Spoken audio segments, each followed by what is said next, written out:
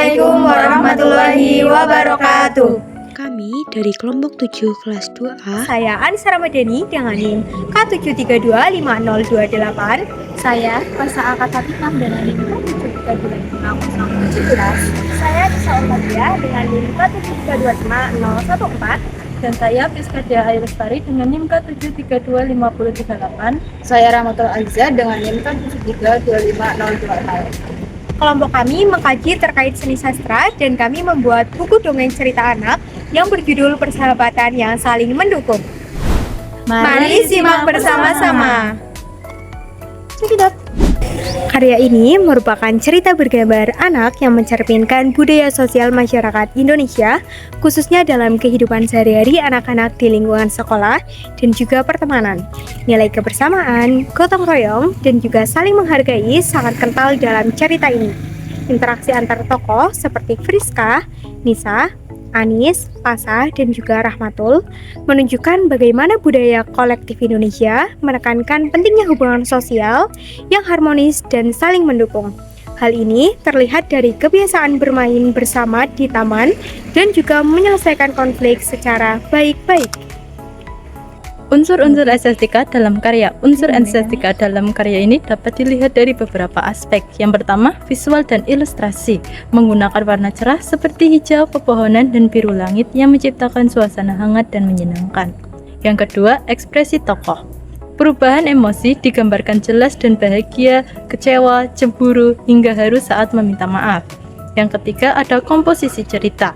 Alur disusun secara runtut, sehingga mudah dipahami oleh anak-anak. Yang keempat, suasana.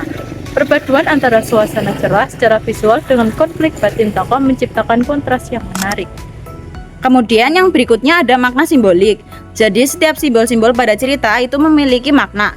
Yang pertama itu ada taman. Taman itu melambangkan tempat untuk anak-anak saling bertemu, bermain, dan menjalin pertemanan.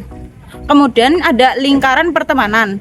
Itu melambangkan kebersamaan dan bahwa setiap teman itu memiliki kedudukan yang sama antara teman satu sama lain. Kemudian ada ekspresi sedih Fiska, itu melambangkan rasa cemburu, takut kehilangan teman, serta keinginan untuk diterima. Kemudian yang berikutnya terakhir itu ada pelukan di akhir cerita, itu melambangkan bahwa pertemanan itu ada perdamaian, saling memaafkan, menghargai, dan kasih sayang antar teman.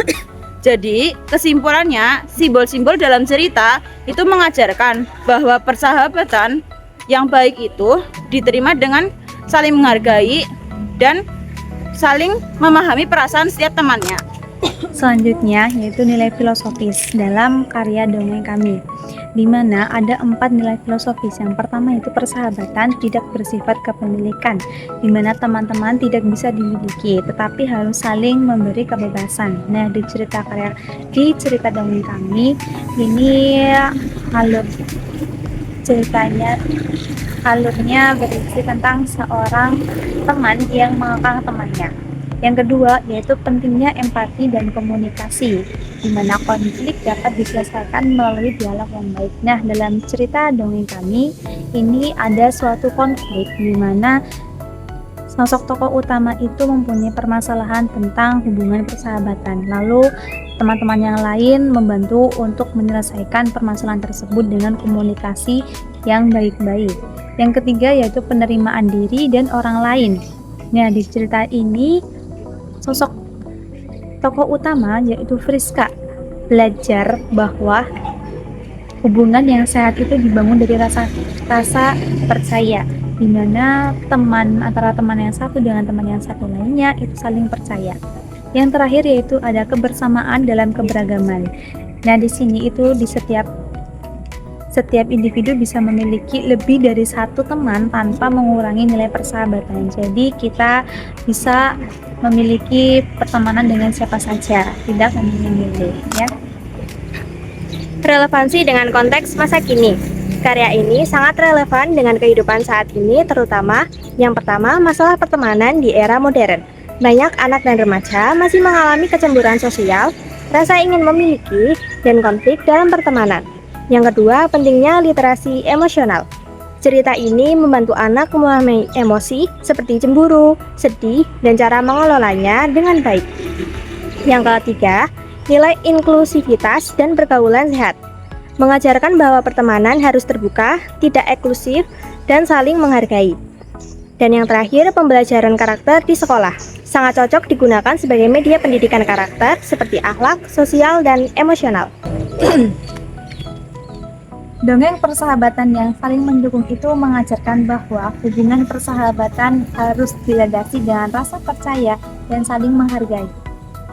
Dari konflik yang dialami oleh tokoh, rasa cemburu dan rasa ingin memiliki bisa merusak hubungan jika tidak dikendalikan.